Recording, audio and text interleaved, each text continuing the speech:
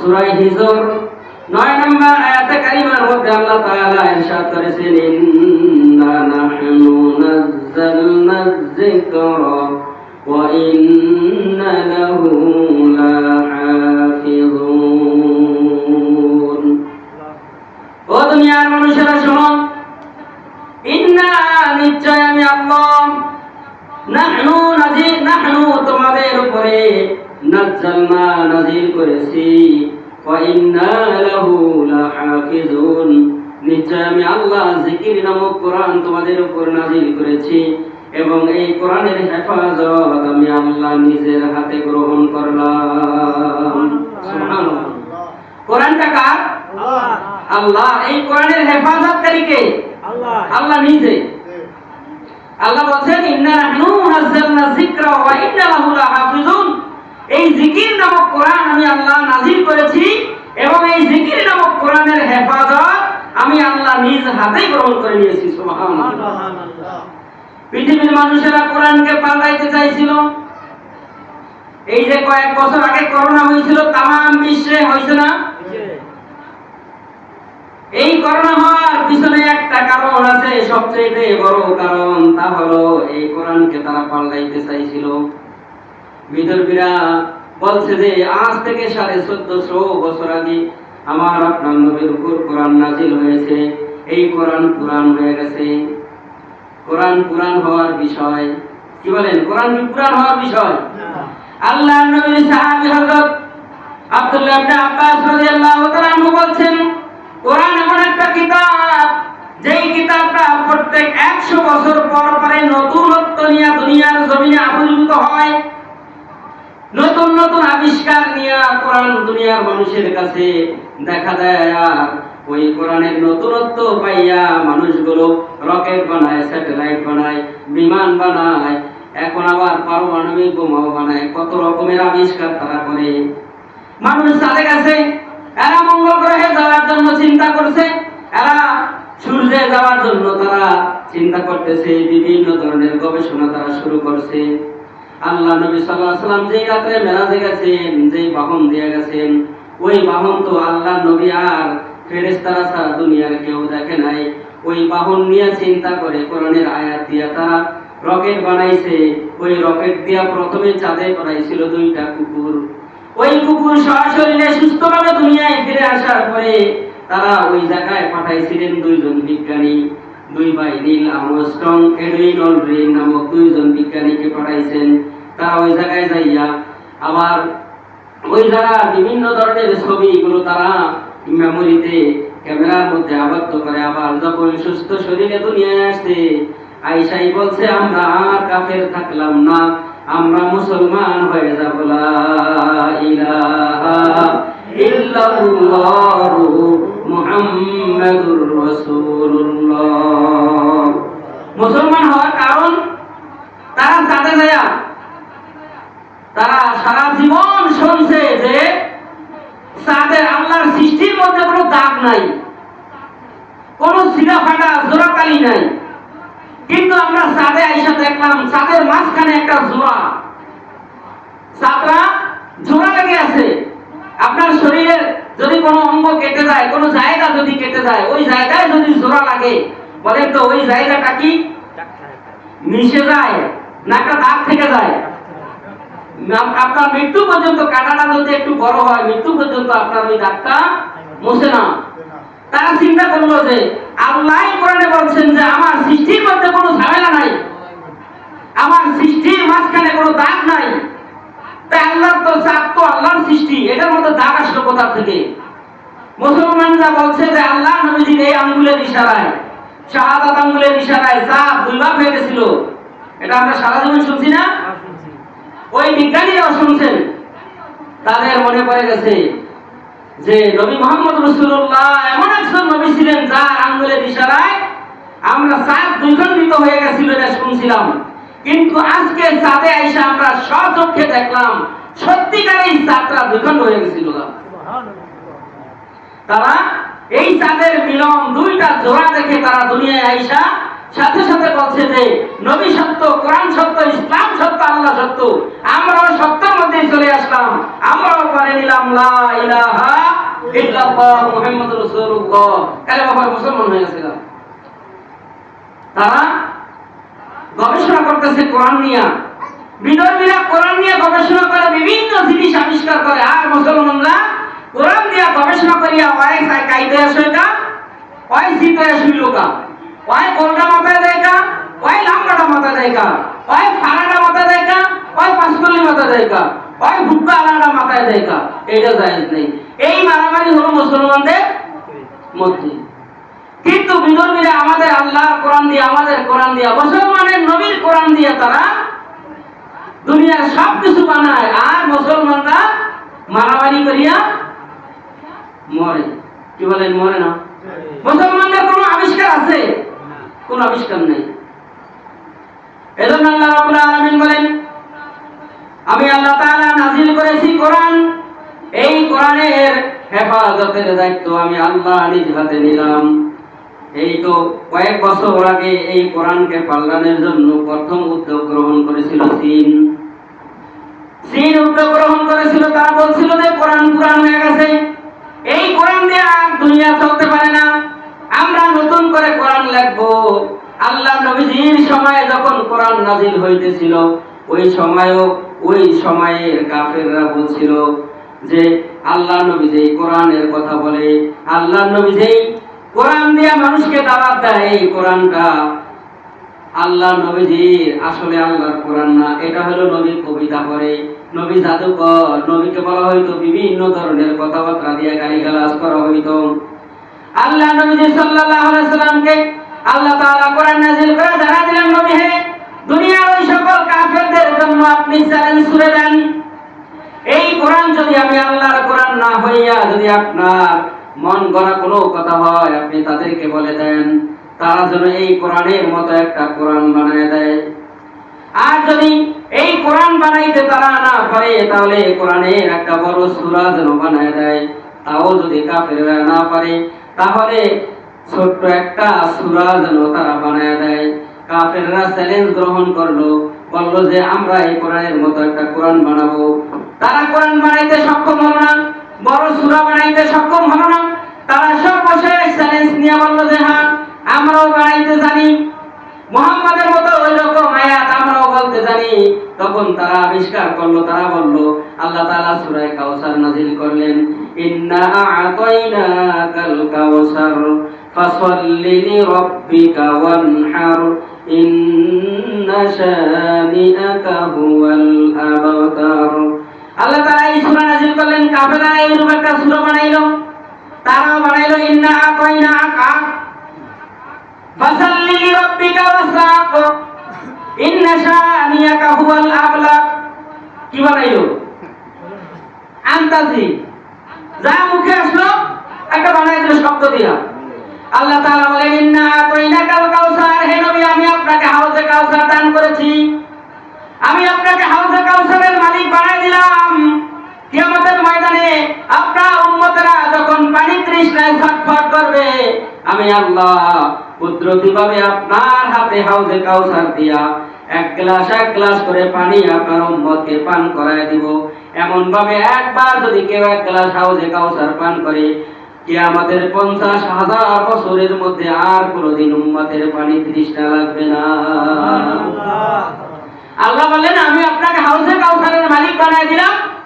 আর ওরা বলে কি, ইন্না আ'তাইনাকা, গাঁজাখোরের কথাবার্তা, গাঁজাখোরের মতন। বাবা খায়া যখন রাস্তায় হাঁটে, কারেন্টের খাম্বারে কয়, এই তুই সরস না সর, কারণ ওই সময় ওইটা লোক কি দেখে, ওর মতনই একটা কিছু দেখে। এই শয়তানরাও ওই রকম ওই কোনো কিছু চোখে দেখছিল, আর বলছিল যে আমরাও বানাইতে জানি। আল্লাহ বললেন, ফাসাল্লি লিরাব্বিকা ওয়ানহার, হে নবী আপনি আল্লাহর নামে কুরবানি করেন এবং নামাজ আদায় করেন। আর ওরা বলছে ফাসাল্লি লিরাব্বিকা ওয়াসআক, আল্লাহ বললেন ইন্না শানিআকা হুয়াল আবতার, হে নবী যারা আপনাকে নির্বংশ বলে, লেজ কাটা বলে, আসলেই তারাই লেজ কাটা, তারাই নির্বংশ, আপনি ঠিক আছেন। আর ওরা বানাইলো ইন্না শানিয়াকা হুয়াল আবতার, যে ওরা বান্দরের জাত, ওরা বান্দর থেকে হইছে। এখন আমাদের সমাজে আছে না যে মানুষ তো মানুষ না, এরা হলো বান্দরের জাত ছিল, এরকম মানসিকতার বলার লোক আমাদের সমাজে আছে না? হ্যাঁ, অনুসারীও আবার আছে, যারা কয় যে একসময় বানর, আমরা মানুষ, আসলে আমরা তো মানুষ ছিলাম না, আমরা ছিলাম কি বান্দর।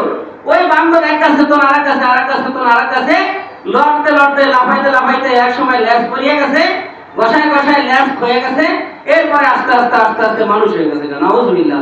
আল্লাহ তাআলা কি মানুষ বানাইতে কি বান্দর তো বানান লাগবো? আমরা কার সন্তান? আমরা আদম আলাইহিস সালামের সন্তান। আল্লাহ তাআলা আমাদেরকে আদমের সন্তান হিসাবে এই দুনিয়ায় পাঠিয়েছেন, আদম আলাইহিস সালামের সন্তান হিসাবে। যারা বলে যে আমরা বান্দরের জাত, আসলে ওরা বান্দরের জাত, কিন্তু আমরা বান্দরের জাত না, আমরা কার জাত? আমরা মানুষের বাচ্চা, আমরা আদম আলাইহিস সালামের বাচ্চা, হাওয়া আলাইহিস সালামের বাচ্চা। এই চিন্তাই ছিল কোরআনকে পাল্টায় দিবে। তারা নিজেরা চিন্তা করলো, তারা বললো এই কোরআন পুরান হয়ে গেছে, এই কোরআন আর চলবে না দুনিয়ায়। তারা নতুন করে কোরআন বানানোর জন্য যখন পরিকল্পনা করলো, আল্লাহ রাব্বুল আলামিন বললেন, তোরা আমার কোরআন নিয়ে পাগলামি করিস না, কারণ এই দুনিয়ায় যারা আমার ইসলাম নিয়ে, কোরআন নিয়ে, নবী নিয়ে পাগলামি করছে যুগে যুগে, আমি আল্লাহ রাব্বুল আলামিন দুনিয়া থেকে তাদেরকে গজব দিয়ে ধ্বংস করে দিয়েছি। তারা চিন্তা করছে কোরআনটাকে তারা বাদ দিয়ে দিবে। আল্লাহ রাব্বুল আলামিন কোরআনুল কারীমের মধ্যে নাযিল করেছেন, ওয়া মান আযলামু মিম্মান ইফতারা আলাল্লাহিল কাযিবা ওয়া ইউদা ইলাল ইসলাম ওয়াল্লাহু লা ইয়াহদিল কওমাজ যালিমিন ইউরিদুনা লিইউতফিউ নূরাল্লাহি বিআফওয়াহিহিম ওয়াল্লাহু মুতিম্মু নূরিহি ওয়ালাউ কারিহাল কাফিরুন। কাফেররা চাইছে যে ফুৎকার দিয়া কোরআনের আলোটাকে তারা নিভায় দিবে দুনিয়া থেকে। বলেন তো, কোরআনের আলো নিভানোর মতন ক্ষমতা পৃথিবীর কারো আছে? এই যে কারেন্ট, একটা বাতি জ্বালাই আমরা যারা এখানে আসছি, আমরা যদি এই বাতিটার উপরে যদি ফু দেই, সবাই মিলেও যদি এটার উপর ফু দেই, বলেন তো এই বাতি নিভান যাবে? এটা নিভাইতে হলে কোথায় যেতে হবে? সুইচের কাছে। সুইচ টিপ দিবেন, বাতি নিভে যাবে অটোমেটিক। আর সুইচ বন্ধ না করে বাতি জ্বলতে আছে অন করে দিয়া যদি আপনি ওই বাতিটাকে যদি ফু দিতে থাকেন, কিয়ামত পর্যন্ত যদি আপনি কারেন্টের বাতিতে ফু দেন, নিভাইতে পারবেন না। তাহলে কোরআনের সুইচ হবে আল্লাহর হাতে। কোরআনের সুইচ কার হাতে? আল্লাহর হাতে। আমাকে যদি কোরআনের আলো বন্ধ করে দিতে হয়, তাহলে আমাকে যেতে হবে কোথায়?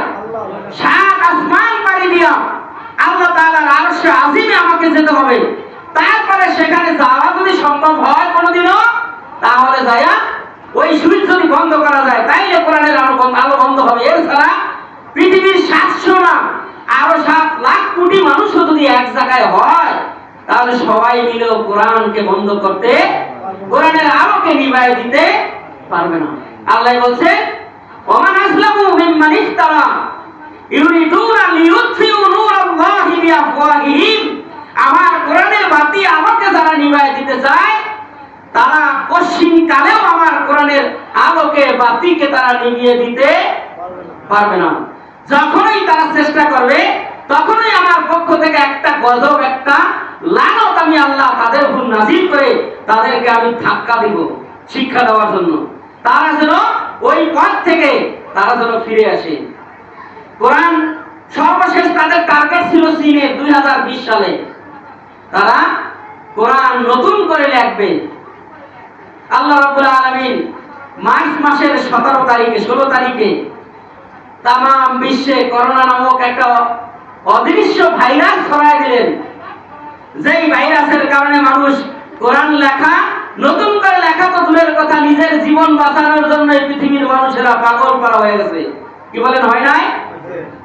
এজন্য আল্লাহ তাআলা বলছেন, ইন্না নাহনু নাযালনা যিকরা ওয়া ইন্না লাহু লাহাফিজুন। এই জিকির নামক কোরআন আমি আল্লাহ নাযিল করেছি। এই জিকির নামক কোরআনের হেফাজত আমি আল্লাহ আমার নিজ কুদরতি হাতে নিয়ে নিলাম। সুবহানাল্লাহ। এই কোরআনকে নিবানোর ক্ষমতা পৃথিবীর কারোই নাই। এরপর আল্লাহ রাব্বুল আলামিন কোরআনুল কারীমের মধ্যে সাইয়্যিদ কুতুব রাহমাতুল্লাহ আলাইহি এই জিকির নামক কোরআনের সম্পর্কে বলতে যাইয়া তিনি বলছেন, আল্লাহ রাব্বুল আলামিন যে কোরআন আমাদেরকে দিবেন এটা এমন একটা কিতাব, এমন একটা কোরআন, পৃথিবীর সকল কিতাব যদি এক জায়গায় করা হয় আল্লাহর কোরআনের একটা হরফের সমান ওজনও হবে না। সুবহানাল্লাহ।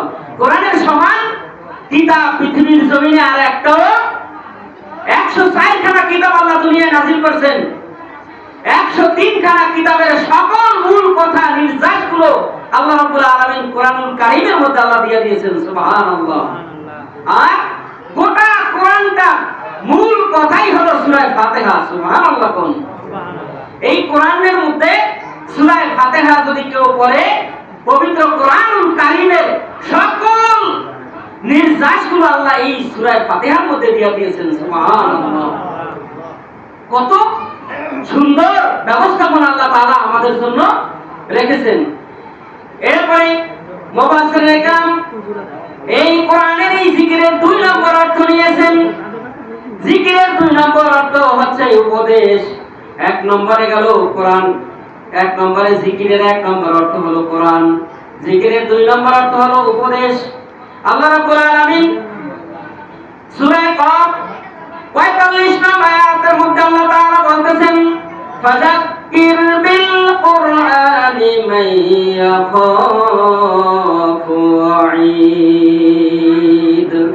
ফাযাক্কির, হে নবী আপনি যখন মানুষদেরকে উপদেশ দিবেন, মানুষদেরকে যখন আপনি কথা বলবেন, মানুষদেরকে যখন আপনি ইবাদতের কথা বলবেন, মানুষকে যখন আল্লাহর ভয় দেখাবেন, তখন এই জিকির নামক কোরআন দিয়ে আপনি মানুষদেরকে উপদেশ দেন। সুবহানাল্লাহ।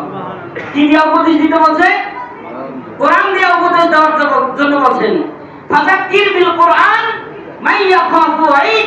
এই কোরআন নামক জিকিরের দিয়া যদি কেউ তার জীবনকে পরিবর্তন করতে চায় তাহলে অবশ্যই তাকে কোরআনের কাছে আসতে হবে। এই কোরআন মানুষের জীবনকে কি করে দিবে? পাল্টায় দিবে। অন্ধকার থেকে মানুষকে কি করবে? আলোর পথে নিয়ে আসবে। অন্ধকার থেকে কোরআন কি করবে? মানুষকে আলোর পথে, জান্নাতের পথে এই কোরআন নিয়ে আসবে। এজন্য আল্লাহ বলেন ফাযাক্কির, যখন মানুষকে আপনি জিকিরের দাওয়াত দিবেন, তার মানে কোরআনের দাওয়াত, ইসলামের দাওয়াত, দ্বীনের দাওয়াত যখন আপনি দিবেন, তখন আমার এই কোরআন নামক এই জিকির দিয়ে আপনি মানুষদেরকে দাওয়াত দেন। আর যাদের হেদায়েত হবে তারা এই কোরআনের জিকির নামক কোরআন থেকেই তারা হেদায়েত প্রাপ্ত হতে পারবে। সুবহানাল্লাহ। যাদের ভয় আল্লাহর প্রতি থাকবে এই কোরআন দিয়ে তাদের অন্তরের পরিবর্তন, জীবনের পরিবর্তন আল্লাহ তাআলা করে দিবেন। সুবহানাল্লাহ। এজন্য আল্লাহ তাআলা বলতেছেন, হে নবী আপনি যখন মানুষদেরকে উপদেশ দিবেন তখন আমার কোরআন দিয়ে মানুষদেরকে উপদেশ দিবেন। ফ্রেশ মাইন্ড, ফ্রেশ মানে এমন উপদেশ আপনি দিবেন, এমন আল্লাহর ধমকের ভয় আপনি মানুষদেরকে দেখাবেন যেটা দিয়ে মানুষের জীবন পরিবর্তন হয়ে যায়, যেই কোরআন দিয়ে মানুষের চরিত্র পরিবর্তন হয়ে যায়, যেই কোরআন দিয়ে মানুষের আমল পরিবর্তন হয়ে যায়। এইরকম একটা কোরআন আল্লাহ রাব্বুল আলামিন আমাদেরকে দান করেছেন। সুবহানাল্লাহ। এই দুনিয়াতে যত কিতাব আসছে কোন কিতাব মানুষদেরকে পরিপূর্ণ হেদায়েতের পথ দেখাইতে পারে নাই। একমাত্র হেদায়েতের পথ দেখাইছেন কিসে? আল কোরআনে। এজন্য আল্লাহ নবী বলেন কোরআনের 2 নম্বর জিকিরের নামই হচ্ছে, কোরআনের 2 নম্বর অর্থ, জিকিরের 2 নম্বর অর্থই হচ্ছে উপদেশ দেওয়া। আমরা যখন কাউকে কোনো কিছুর উপদেশ দিব, আমরা কোনো বাপ দাদা বা কোনো অন্য কোনো কিছু দিয়া আমরা মানুষকে উপদেশ দিব না। আমরা উপদেশ দিব কি দিয়া? কোরআন দিয়া। কার কথা? আল্লাহ বলছেন যে আমার বান্দাদেরকে যদি তোমার উপদেশ দিতে মন চায় আমার কোরআন দিয়ে আপনি উপদেশ দেন। নবীকে আল্লাহ রাব্বুল আলামিন ধমক দিয়ে বলেন, হে নবী মানুষকে যখন আপনি উপদেশ দিবেন তখন আমার কোরআন দিয়ে উপদেশ দিবেন। এরপর আল্লাহ রাব্বুল আলামিনের হাবিব সাল্লাল্লাহু আলাইহি ওয়াসাল্লামকে আল্লাহ রাব্বুল আলামিন জানাই দিয়েছেন, নবী হে, দুনিয়ার মানুষেরা যখন আল্লাহ রাব্বুল আলামিনের এই হুকুমের দিকে যখন আসবে, আপনি তাদেরকে আরো সুন্দরভাবে আপনি তাদেরকে আল্লাহর ইবাদতের দিকে ডাকেন। মানুষদেরকে আল্লাহর ইবাদতের দিকে এমন ভাবে ডাকবেন তারা যেন একমাত্র আল্লাহ রাব্বুল আলামিনের দিকে ফিরে আসে, দুনিয়ার সব ঝামেলা থেকে তারা যেন মুক্ত থাকে, দুনিয়ার সকল অন্ধকার থেকে যেন তারা আলোর দিকে ফিরে আসে, মিনাজ যুলুমাতি ইলান নূর, তারা অন্ধকার থেকে যেন তারা আলোর পথে ফিরে আসে। আল্লাহ রাব্বুল আলামিন সূরা আনফালের 22 নম্বর আয়াতে কারিমায় বলতেছেন, ইন্নাশ শাররাত দাওয়াবি ইনদাল্লাহ সুম্মাল বুকমুল লাযিনা লা ইয়াকিলুন। আল্লাহ তাআলা বলেন, পৃথিবীর নিকৃষ্ট মানুষ তো তারা যারা কোরআনের উপদেশ গ্রহণ করে না। পৃথিবীর নিকৃষ্ট মানুষ আছে তারা যারা কোরআনের উপদেশ গ্রহণ করে না। হে নবী, ওই মানুষগুলো বড়ই বোকা, যারা আমার কোরআন শোনার পরে মুখ ফিরায় নেয়, যারা আমার কোরআন শোনার পরে ঘাড় ফিরায় নিয়ে যায়। দেখবেন গান বাজনার দরবারে কোনো মানুষের অভাব হয় না, গান বাজনায় মানুষের অভাব হয় না, কিন্তু কোরআনের মাহফিল দিয়া দেখেন মানুষ খুঁজে পাওয়া যায় না। কি বলেন, যায়? খুঁজে পাওয়া যায় না। কোরআনের দাওয়াত দেন, মানুষ পাবেন না। আপনি দুনিয়ার অপসংস্কৃতির দাওয়াত দেন, মানুষের অভাব হবে না। এজন্য আল্লাহ বলেন, ইন্নাশ শাররাত দাওয়াব, হে নবী, মানুষেরা বুঝে না, জানে না, এরা চেষ্টাও করে না। আসল জিনিসই যে কোরআন, এই কোরআনের কাছে যারা আসবে তাদের দিল, তাদের অন্তরগুলোকে আমি আল্লাহ রাব্বুল আলামিন কোরআন দিয়ে পরিবর্তন করে দেব। সুবহানাল্লাহ। এরপরে আল্লাহ নবী সাল্লাল্লাহু আলাইহি ওয়াসাল্লাম বলেছেন, কোন মজলিসে যদি আমার কোন উম্মতরা একটা ঘন্টা যদি কোন কোরআনের মজলিসে সময় দেয়, আল্লাহ রাব্বুল আলামিন তার আমলনামায় যেই নামাজ কবুল হয়ে গেছে এই রকম 500 রাকাত নফল নামাজের সওয়াব আল্লাহ তাআলা বান্দার আমলনামায় দিয়ে দেন। আপনি কোরআনের কোন মজলিসে যদি 1 ঘন্টা সময় ব্যয় করেন, আল্লাহ নবীজি বলছেন যেই নামাজ আল্লাহ কবুল করেছেন এই রকম 500 রাকাত নফল নামাজের সওয়াব আল্লাহ তাআলা বান্দার আমলনামায় 1 ঘন্টা কোরআনের মজলিসে বসার কারণে আপনাকে দিয়ে দিবে। সুবহানাল্লাহ। আমরা তো এটা চিনি না, আমরা চিনি কি টিভির সামনে বসে থাকবো ঘন্টার পরে ঘন্টা, কিন্তু নামাজে আসলে আমরা 5টা মিনিট 10টা মিনিট আমরা আল্লাহকে দিতে পারি না। আর আমরা কই আল্লাহ আমারে জান্নাত দিয়ে দিও, আল্লাহ আমারে জান্নাত দিও। বলেন তো, আপনি আল্লাহর দেওয়া দিন, আল্লাহর দেওয়া সময় আপনি আল্লাহকে দিলেন না, আল্লাহর কাছে আপনি জান্নাত চান, টিভির সামনে বসে বসে দিবে না? দিবে আল্লাহ জান্নাত? আশাও করা যায় না। জিকিরের 3 নম্বর অর্থ নামাজ। জিকিরের 1 নম্বর অর্থ বলছিলাম কোরআন, 2 নম্বর বলছিলাম উপদেশ, 3 নম্বরে আল্লাহ তাআলা জিকিরের 3 নম্বর অর্থ নিয়েছেন নামাজ। আল্লাহ রাব্বুল আলামিন সূরা জুমার 9 নম্বর আয়াতের মধ্যে আল্লাহ তাআলা বলতেছেন, ইয়া আইয়ুহাল্লাযীনা আমানু ইযা নুদিয়া লিস-সালাতি মিন ইয়াউমিল জুমআতি ফাসআউ ইলা যিকরিল্লাহ ওয়া যারুল বা'ীদ যালিকুম খায়রুল লাকুম ইন কুনতুম তা'লামুন। আল্লাহ রাব্বুল আলামিন সূরা জুমার 9 নম্বর আয়াতে বলতেছেন, ইয়া আইয়ুহাল্লাযীনা আমানু, হে দুনিয়ার মুমিনেরা, হে দুনিয়ার মুত্তাকিনেরা। আল্লাহ রাব্বুল আলামিন আমাদেরকে মুমিন মুত্তাকিন বলে ডাক দিয়েছেন। আল্লাহ তাআলা ইচ্ছা করলে আমাদেরকে এই দুনিয়ায় মানুষ না বানাইয়া অন্য কোন পশু প্রাণী বানাইতে পারতো কি পারতো না? আল্লাহ তাআলা আমাদেরকে মুসলমান না বানাইয়া অন্য কোন ধর্মে আল্লাহ তাআলা আমাদেরকে দিতে পারতো কি পারতো না? আমরা ইহুদি ধর্মে হতে পারতাম, খ্রিস্টান ধর্মে, বৌদ্ধ ধর্মে, হিন্দু ধর্মে জন্মগ্রহণ করতে পারতাম, কিন্তু আল্লাহর রহমতের কারণে, আল্লাহর নজরে কুদরতের কারণে আল্লাহ তাআলা আমাদেরকে মুসলমান হিসাবে মুসলমান মা বাবা করে জন্ম দিয়েছেন। আলহামদুলিল্লাহ। শুকরিয়া আদায় করে আপনি শেষ করতে পারবেন না। আল্লাহ তাআলা ইচ্ছা করলে আমাদেরকে হিন্দু বানাইতে পারতো না, আমাদেরকে খ্রিস্টান বানাইতে পারতো না, বৌদ্ধ বানাইতে পারতো না, ইহুদি নাসারা বানাইতে পারতো না, পারতো, কিন্তু আল্লাহ তাআলা বানাইছেন আমাদেরকে? বানান নাই। কি বানাইছেন? মুসলমান।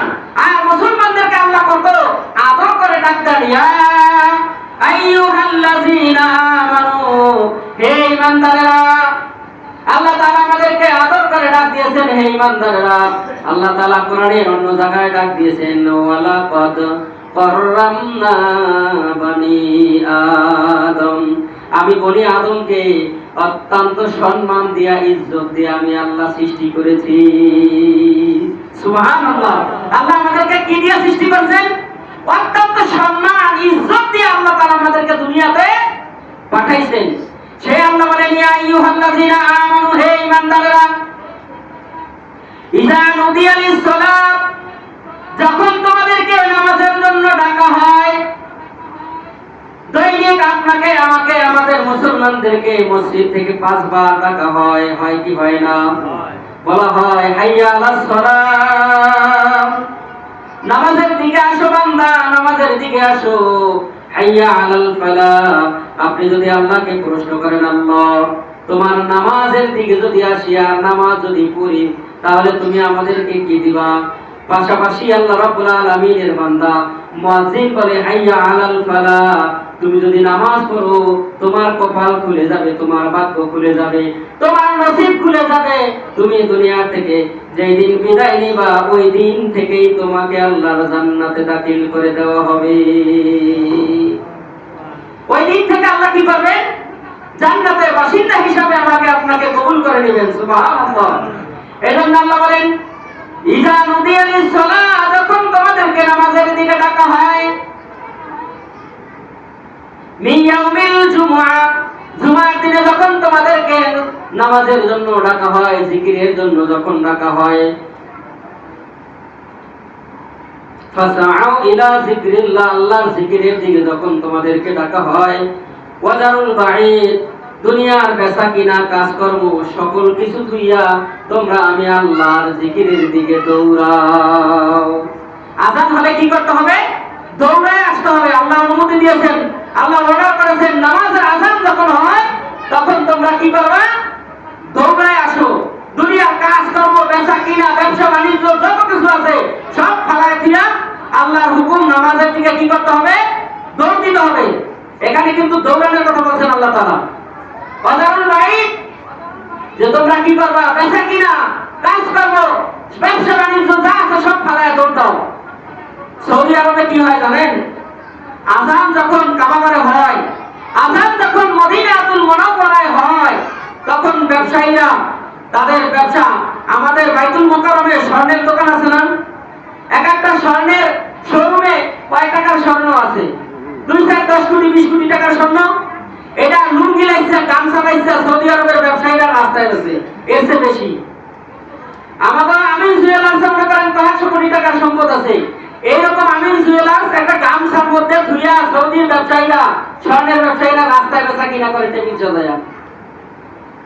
তাদের স্বর্ণের কাছে আমাদের দেশের সব স্বর্ণ কিছুই না। আমাদের দেশের সব স্বর্ণ এক জায়গায় করলে সৌদি আরবের একজন ব্যবসায়ী রহমান হইব না। তারা টেবিল দিয়া যখন ব্যবসা করে রাস্তাঘাটে, ঈদের সময় আমাদের দেশে ছেলেরা, ছোট ছোট বাচ্চারা টেবিল নিয়া, আগে তো ওই যে ঈদ কার্ড বিক্রি দিত না, ফুল বিক্রি দিত না, বিভিন্ন চুরি কারু বাসি বুসি বিক্রি করে না এখনো। এরা এই স্বর্ণ অলংকার গুলো তারা রাস্তায় এভাবে বিক্রি করে। আর যখন আযান হয়, ওই কাপড়টা, ওই গামছাটা খালি পৃষ্ঠাটা উল্টায়া ধুইয়া ওই টেবিল ওই জায়গায় থাকে। ওই হাজার হাজার কোটি টাকার সম্পদ টেবিলের উপর থাকে, তারা দৌড় দেয় নামাজে। কারণ তারা জানে যে আল্লাহর ইবাদতের জন্য আমরা যাইতেছি, এই মাল কেউ ধরার মতন সাহস করবে না। কারণ জানে আরবে আইন চলে কোরআন দিয়া। কি দিয়া? কোরআন দিয়া। চোর যদি ধরা খায় হাতের কবজা কেটে দিবে। তাও ওই ঘরের মধ্যে নিয়ে আটকা কবজা কাটবো না, যে কেউ না থাকে এরকম না। চুরি হয়েছে, চোর ধরা খাইছে, কাবাঘরে জুমার খুতবার সময় ইমাম সাহেব দাঁড়ায় খুতবা দিয়ে বলবে, চোর আছে কতগুলো। নামাজ শেষ হওয়ার পরে এই কাবার চত্বরে তাদের বিচার আপনারা সবাই থাকবেন। কাবা করে কি একজন দুজন লোক হয় নামাজে? লক্ষ লক্ষ নামাজিরা দাঁড়ায় থাকে। সাংবাদিক চলে আসে, বিচারক চলে আসে, আইসা তার চুরির ধরনটা দেখে। যদি চুরির ধরনটা ছোট হয়, এই নখ উঠায় ফেলবে। চুরির ধরনটা যদি একটু বড় হয়, আঙ্গুল কেটে ফেলবে। চুরির ধরনটা আরেকটু বড় হলে তার হাতের কবজাটা কেটে ফেলবে। লক্ষ লক্ষ মানুষের সামনে এই চুরির অপরাধে যদি আপনার হাতের কবজা কেটে ফেলা হয়, বলেন তো এই কবজা কাটা দেইকা ওই দেশে আর কোনোদিন চোর জন্ম নিব? হযরত আবু বকর সিদ্দিক রাদিয়াল্লাহু তাআলা আনহুর শাসনামল, হযরত ওমর ছিলেন প্রধান বিচারপতি। কেমন তর বিচারপতি, যিনি যার সন্তানকে মদ খাওয়ার অপরাধে তাকে ছেড়ে দেয় নাই, পিড়াইতে পিড়াইতে একদম মেরেই ফেলেছে। 100টা তো রাত দেওয়া হয়েছিল দর্শনের কারণে। 50টা দেওয়ার পরে যখন মারা গেছে, বাকি 50টা কবর দেওয়ার পরে কবরের উপর দিয়ে আদায় করে দেওয়া হয়েছে। ওই ওমর হলেন প্রধান বিচারপতি। বলেন তো ওমরের সামনে কেউ বিচার নিয়ে আসবো? 3 বছর পর্যন্ত হযরত ওমর প্রধান বিচারপতি ছিলেন সৌদি আরবের। এই 3 বছরের মধ্যে একটা মামলাও তার কোর্টে আসে নাই। হযরত আবু বকরকে বলেন, খলিফাতুল মুসলিমিন, আমাকে কেন খামাখা করে বেতন দিবেন? 3 বছর আপনার চাকরি করলাম প্রধান বিচারপতির কাজী হিসাবে, কিন্তু একটা মামলাও পেলাম না। আমার 3 বছরের এই বেতনগুলো আপনি ফেরত নেন। কারণ বিচার করলে সে আমার বেতন দিতেন, বিচার নাই, আমি কিসের বেতন নিব? বিচারও নাই, আমার বেতনেরও দরকার নাই। আর আমাদের দেশের বিচারপতিরা বিচার বানায়া বানায়া করে। বিচার কি করে? বানায়া বানায়া বিচার করে ঘুষ খাওয়ার জন্য, টাকা ইনকাম করার জন্য, করে কিনা? আর হযরত ওমর বলে যে বিচার যেহেতু নাই, 3 বছরের রাষ্ট্রীয় টাকা আমি কেন খাবো? এই রাষ্ট্রীয় টাকা 3 বছরেরটা আপনি বেতন ফেরত নেন। এজন্য ইসলামী সরকার দরকার, ইসলামিক রাষ্ট্র দরকার, কোরআন দিয়ে দেশ চালানো দরকার। কোরআন আমরা তো 54 বছর কত কিছু দেখছি না? একবার যদি কোরআন দিয়ে রাষ্ট্র কেমনে চলে এটা যদি দেখার তৌফিক আল্লাহ দান করতো, তাহলে আমাদের অন্তরটা মরেও, আমরা মারা যাওয়ার পরেও আমরা তৃপ্তি পাইতাম যে না, আমরা কোরআন দিয়ে কেমনে দেশ চলে এটা একটু দেখেছি। কোরআন দিয়ে যদি দেশ চলতো, এই দেশে চুরি, চেষ্টামি, ডাকাতি, হারামি, বদমাশি, ধর্ষণ, খুন, রাহাজানি এগুলাই হইতো না, এগুলাই থাকতো না। এজন্য আল্লাহ বলে, ইয়া আইয়ুহাল্লাযীনা আমানু ইযা নুদিয়া লিস-সালাতি মিন ইয়াউমিল জুমআহ, যখন হে ঈমানদারেরা নামাজের জুমার নামাজের যখন আযান দেওয়া হয়, জিকির নামক নামাজের দিকে তোমরা দুনিয়ার কাজকর্ম, ব্যবসা বাণিজ্য ফেলায় দাও। আর যদি তোমরা এই কাজটা করো, খায়রুল লাকুম ইন কুনতুম তা'লামুন, আর এটাই হবে তোমাদের জন্য সবচাইতে উত্তম কাজ। আর আল্লাহ তাআলা আমরা যা কাজ করি, ভালো কাজ করি, খারাপ কাজ করি, সবগুলো জানেন কে? আল্লাহ। আমরা প্রকাশ্যে যা করি তাও জানেন যিনি, আমরা গোপনে যা করি তাও জানেন তিনি। জানেন কিনা? আমরা যা করি আমার আল্লাহর চোখের অন্তরালে যাওয়ার ক্ষমতা আমাদের কারোই কি বলেন আছে? জানেন কেমনি? সব তো আল্লাহর নজরের মধ্যে। 7 আসমান 7 জমিন না শুরু, এই মাটির নিচে কি আছে, পানির নিচে কি আছে, সবগুলো আল্লাহ তাআলা দেখেন কি দেখেন না? সবগুলো দেখে। সমস্ত জগতের মালিক তো আল্লাহ। আলহামদুলিল্লাহ রাব্বিল আলামিন। আল্লাহ হলেন বহু জাগতিক, জগতের মালিক হলেন আল্লাহ তাআলা। সুবহানাল্লাহ। আমরা তো একটা জগতে আছি, খালি দুনিয়ায়। আমরা তো আমাদের দুনিয়ার মধ্যে বসবাস করতেছি, আর আল্লাহ তাআলা সমস্ত জগতের দেখাশোনার, সমস্ত জগতের রূহের, মানুষের জীবনের, পশু পাখি, কীট পতঙ্গের সবটা রিজিকের বন্দোবস্ত করেন কে? আল্লাহ। আমাকে আপনাকে খাওয়াই কে? আমরা মনে করেন আজকে 1-2 বার কাজ করে এখন জুমা নামাজে আসছি, আমরা কাজ না করলে তো খাইতে পারতাম না, এরকম নাকি? আল্লাহ আমাকে আপনাকে কাজ করার ক্ষমতা দিয়েছে, তবেই তো কাজ করতে গেছেন, নাইলে তো যাইতে পারতেন না। এই কাজের মধ্য দিয়েই আল্লাহ তাআলা আমার রিজিকের ব্যবস্থা করে রেখেছেন। আর এই কাজটা যদি আমি হালাল ভাবে করে থাকি, এই যতক্ষণ কাজ করেছি প্রত্যেকটা শ্বাস নিঃশ্বাসে আল্লাহ রাব্বুল আলামিন আমার আপনার আমলনামায় এক একটা করে নেকি লিখে দিয়েছেন। সুবহানাল্লাহ। আল্লাহ তাআলা কোরআনুল কারীমের মধ্যে এই জিকিরের অর্থ দিয়েছিলেন 5টা। তার মধ্যে 1 নম্বর অর্থ দিয়েছিলেন, জিকিরের 1 নম্বর অর্থ হচ্ছে কোরআন। 2 নম্বর অর্থ হচ্ছে উপদেশ, 3 নম্বর অর্থ হচ্ছে নামাজ। তাহলে আমাদের কি নামাজ পড়া লাগবে কি লাগবে না? বলেন তো, নামাজ পড়া লাগবে কি না? তাহলে ওয়াক্তের সময় তো 5-6 জন দেখি, জুমার সময় তো ঠিকই দেখি, কিন্তু ওয়াক্তে তো 5-6 জন। তাহলে যদি নামাজ পড়াই যদি লাগে, তাইলে জুমার নামাজের মতো মানুষ আমাদের 5 ওয়াক্ত নামাজ হওয়ার কথা ছিল না? আমরা খালি আল্লাহর কাছে দোয়া করি প্রত্যেক নামাজের পরে, আল্লাহ তুমি আমাদের দিন কায়েম করায় দাও, দুনিয়াতে তুমি দিন কায়েম করায় দাও। আল্লাহ নবী সাল্লাল্লাহু আলাইহি ওয়াসাল্লাম বলেন দিন তখনই কায়েম হবে জুমা এবং ফজর, জুমার নামাজের মুসল্লি এবং ফজরের নামাজের মুসল্লি যেই দিন সমান সমান হয়ে যাবে।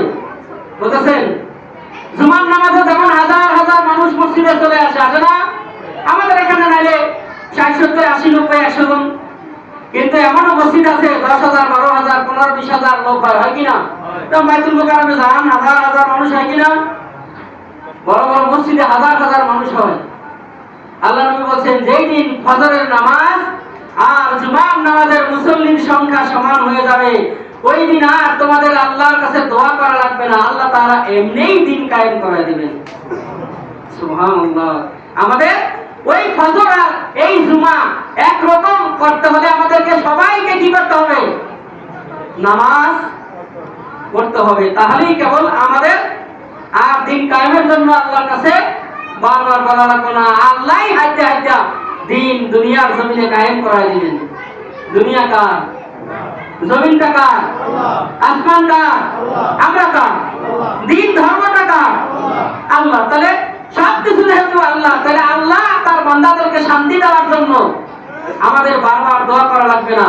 শুধু আমাদের কাজ হবে জুমার মতন আমরা 5 ওয়াক্ত নামাজের জন্য সমান সমান সংখ্যক মুসল্লি হাজির হয়ে যায়, তবেই এই জমিনটা আল্লাহ দ্বীনের জন্য প্রতিষ্ঠিত করে দিবেন। সুবহানাল্লাহ। কি পারবো আমরা নামাজ পড়তে? পারছেন তো? সাহসে কুলায় না, কুলায়। এই জায়গায় আমরা ধরা খেয়ে যাইগা, কারণ এই যে আমরা এখন যা করতেছি, যা বলতেছি, যা শুনতে আছি, এটা ভিডিও হচ্ছে। এইটা দিয়া না, আল্লাহর অটোমেটিক ক্যামেরা দিয়া ভিডিও হচ্ছে। কারণ কি আমাদের ময়দানে আমার আপনার আমলনামাটা যখন গলায় ঝুলিয়ে দেওয়া হবে, ওই আমলনামাটা আমাকে আপনাকে পড়তে দেওয়া হবে। আমার ডান বামে 2 জন সম্মানিত রেকর্ডার আছে, ভিডিও করার মতো 2 জন ফেরেশতা আছে, কিরামান কাতিবিনা ইয়ালামুনা মা তাফআলুন। 2 জন সম্মানিত ফেরেশতা দিয়ে আমার আল্লাহ তাআলা আমার আমলনামাটাকে ভিডিও করাইতেছেন, রেকর্ড করাইতেছেন। কিয়ামতের ময়দানে আল্লাহ তাআলা বলবেন ফামান উতিয়া কিতাবাহু বিয়ামিনিহি, ইমানদারদেরকে আমি এটা সামন দিক থেকে ডান হাতে আমলনামাটা দিব, আর বলবো ফায়াকরাউনা কিতাবাহুম, ও ইমানদাররা তোমার আমলনামাটা তুমি পড়ো। সেই দিন ডান হাতে আমলনামা পাওয়া লোকগুলো আল্লাহ এই আমলনামাটা বান্দার আমলনামাটা পড়তে থাকবে আর বলতে থাকবে, আল্লাহ এত আমল তো দুনিয়ার জমিনে আমি করি নাই, কোথা থেকে এত দিন এক আসলো? তখন আল্লাহ বলবেন বান্দা ওই দিন জুমার নামাজে তুমি আবেগ দিয়া, বিবেক দিয়া নয়, আবেগ দিয়া তুমি আল্লাহ রাব্বুল আলামিনের আবেগের কারণে, বিবেকের তাড়নায় হোক আর আবেগের তাড়নায় হোক, ইচ্ছায় হোক বা ইচ্ছায় হোক, যতবার আল্লাহ রাব্বুল আলামিনের জিকির তুমি করেছো, সুবহানাল্লাহ বলেছো, আলহামদুলিল্লাহ বলেছো, আল্লাহু আকবার বলে আমাকে আবেগ নিয়ে ডাক দিয়েছো, ও বান্দা এক একটা ডাকের বিনিময়ে আমি আল্লাহ আসমান জমিনের মাঝখানে ফাঁকা জায়গা পরিমাণ নেক দিয়া করে দিয়েছি। কারণ আল্লাহ নবী বলেন একবার যদি কেউ সুবহানাল্লাহ বলে তামলাউ মা বাইনাস সামাওয়াতি ওয়াল আরদ, আসমান জমিনের মাঝখানে যত ফাঁকা জায়গা থাকে, একবার সুবহানাল্লাহ বলা বান্দার আমলনামায় কত পরিমাণ নেকি আল্লাহ তাআলা লিখে দেন। বান্দা আমলনামা পড়বে আর বলবে এত আমলনামা, আমি তো এত আমল করি নাই, কত আসলো? সেই দিন আপনাকে এই ভিডিও দেখানো হবে। এখন যে বসে আছেন এই মানুষগুলো নিয়ে এই ভিডিওটা আপনার সচক্ষে আপনি দেখতে পাবেন। আল্লাহ তাআলা আপনাকে দেখার ক্ষমতা সেদিন দিবে। আপনি দেখবেন আর আবেগ ঘন কণ্ঠ নিয়ে আল্লাহকে বলবেন, আল্লাহর শুকরিয়া আদায় করবেন আর বলবেন, আল্লাহ তুমি যে এত দয়ালু, তুমি যে এত মেহেরবান, তোমার মতো এত দয়াবান মেহেরবান আর কোন প্রভু দুনিয়ার মানুষ পায় নাই। বলেন তো আল্লাহর মতন এরকম আল্লাহ আর দুনিয়ার কেউ পেয়েছে? মুসলমান ছাড়া আর কেউ পাইছে? অন্যান্য ধর্মে তারা যা দেখে তাকেই খোদা মানে, কিন্তু আমরা কাকে মানছি? কয়জনকে মানছি আমরা? একজনকে আমরা মানছি, তার নাম হলো, আওয়াজ দেন, তার নাম কি? আল্লাহ। ডাক দিলে কলিজাটা ঠান্ডা হয়ে যায়। আল্লাহর নামটা ডাক দিলে কলিজাটা কি হয়ে যায়? ঠান্ডা হয়ে যায়। একবার আল্লাহ নবী সাল্লাল্লাহু আলাইহি ওয়াসাল্লাম বলেন, কিয়ামতের ময়দানে সবচেয়ে বেশি ঘাড় উঁচা হবে মুয়াজ্জিনদের।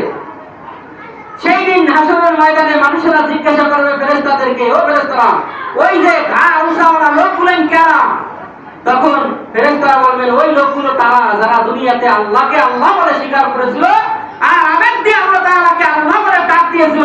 আজকে আল্লাহকে আবেগ দিয়ে দুনিয়ায় ডাক দেওয়ার কারণে আল্লাহ রাব্বুল আলামিন তাদের ঘাড়গুলোকে সকল মানুষের উপর দিয়ে উঁচা করে দিয়েছেন। সুবহানাল্লাহ।